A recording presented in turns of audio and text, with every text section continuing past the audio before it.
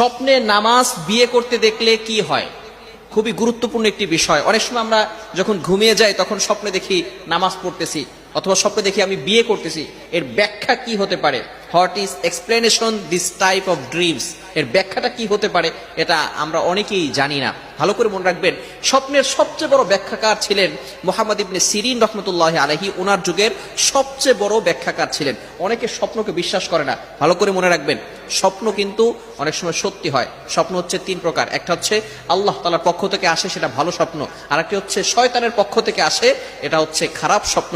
আরেকটি স্বপ্ন হচ্ছে নফসানি স্বপ্ন, অর্থাৎ সারাদিন মানুষ যেটা চিন্তা করে এটাই সে বারবার স্বপ্ন দেখতে থাকে। এখন ভালো স্বপ্নটা এরা আল্লাহ তাআলার পক্ষ থেকে আসে। তবে রাত 12টার পর থেকে নিয়ে ফজরের নামাজের আগ পর্যন্ত যে স্বপ্নগুলো দেখা হয়, এই স্বপ্নগুলো সত্য হয়ে থাকে। ভালো করে মনে রাখবেন। আর স্বপ্ন হচ্ছে নবুয়তের 46 ভাগের 1 ভাগ। সুতরাং এটাকে অবিশ্বাস